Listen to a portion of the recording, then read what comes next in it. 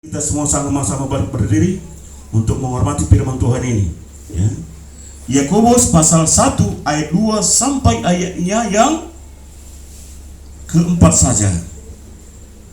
Ya. Kalau Bapak Ibu punya Alkitab, buka Alkitabnya dalam Yakobus pasal 1 ayat 2 sampai 4. Kalau Bapak Ibu punya handphone, buka handphonenya. Ya, di dalam handphone juga ada Alkitab. Kalau Bapak Ibu tidak punya Alkitab, mohon besok minggu depan bawa Alkitab. Ya, ini ada Alkitab. Ada yang belum punya Alkitab, kasih aku sama Ibu Joshua, kasihkan. Ya, jadi ada yang belum dapat, masih ada lagi ini Alkitab.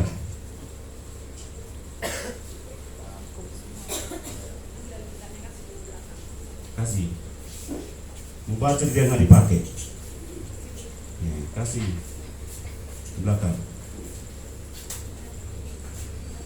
Yakobus pasal 1 ayat 2 sampai ayat yang keempat. Semua temukan? Semua telah temukan? Kalau Bapak Ibu telah temukan, perikopnya apa? Judulnya apa? Ya, betul. Ya. Yakobus pasal 1 ayat 2 sampai ayatnya yang keempat. Baik, kalau Bapak Ibu telah temukan, kita baca bersama-sama saja. Ya. 3 ayat ini saja. 2, 3, 4 ya. Ayat 2, 3 dan 4.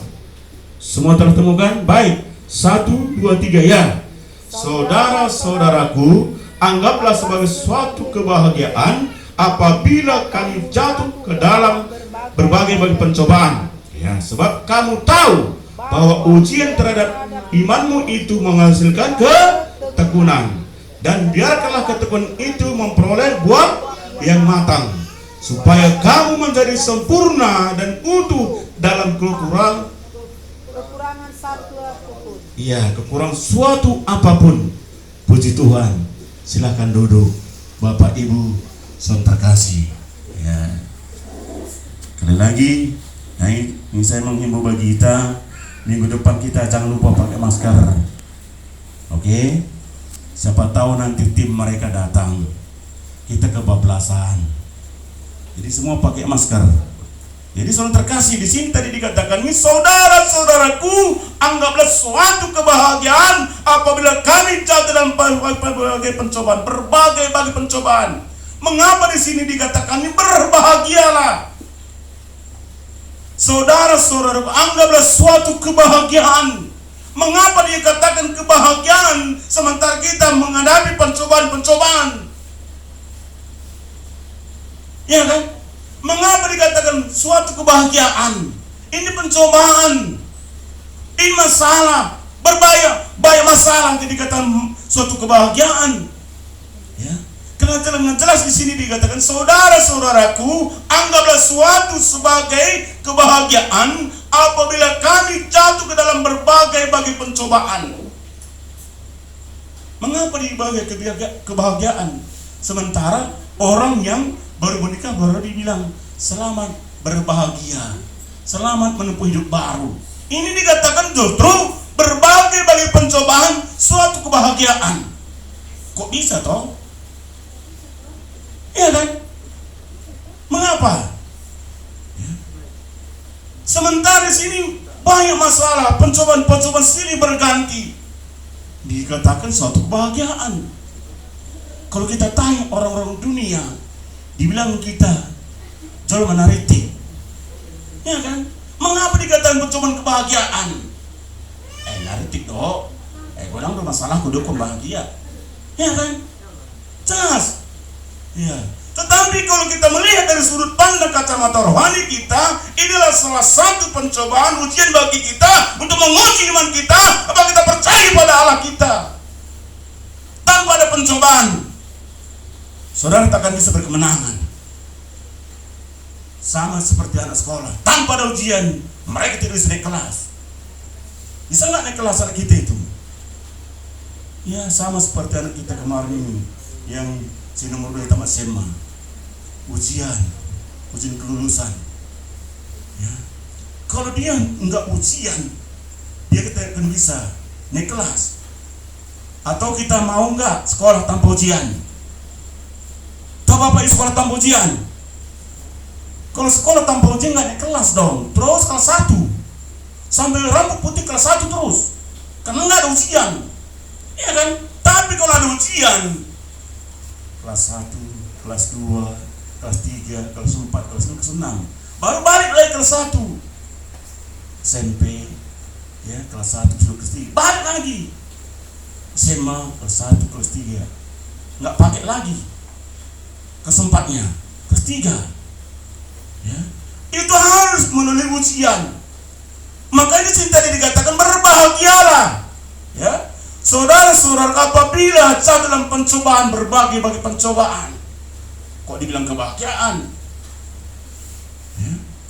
Karena kita percaya sesuai dengan janji firman Tuhan, segala sesuatu terjadi tengah-tengah seiring pada Tuhan. Berarti pencobaan itu juga seiring pada Tuhan. Namun terkadang pencobaan kita alami, yang kita hadapi, kita tidak mau menyelesaikannya dengan jalan Tuhan. Kita mau menyelesaikannya dengan kekuatan kita. Makanya kita sering keok, kalah dalam pertempuran. Tapi kalau banyak masalah dan pencobaan itu kita datang pada Tuhan, tidak mengeraskan hati kita, terus kita datang bagi Tuhan. Tuhan ini proses kita, karena Tuhan ingin pakai kita. Tuhan ingin pakai kita. Mau nggak Bapak Ibu? Bapak Ibu datang beribadah nggak ada masalah. Mau nggak? Mana Bapak Ibu pilih? Datang beribadah memiliki masalah, datang beribadah nggak punya masalah. Mau nggak? Sama juga dengan halnya tadi, sekolah tanpa ujian, nggak naik kelas dong. Iya kan? Harus sekolah, harus ujian. Dalam beribadah, dalam melayani Tuhan pun, dalam bersekutu dengan Tuhan pun harus ada ujian, ada pencobaan. Untuk membuktikan bagaimana iman yang ada bagi kita. Untuk membuktikan kalau sekolah itu pintar enggak. Ya kan? Makanya guru-guru itu sabar mendidik anak kita. Bukan begini tadi jawabannya anakku. Apalagi kalau nanti Bapak Ibu lihat anak kita TK. Guru-guru TK pun dengan lembut. Bukan gini naknya, gambarnya salah. Tuhan pun begitu, bukan gitu nakku, sabar kau dulu. Namun kita tidak mau sabar. Mana ada itu, terlalu lama prosesnya. Ya, saudara yang terkasih. Ya, makanya bagaimana di sini tadi dikatakan, saudara-saudaraku, anggaplah sebagai suatu kebahagiaan apabila kamu jatuh berbagai pencobaan.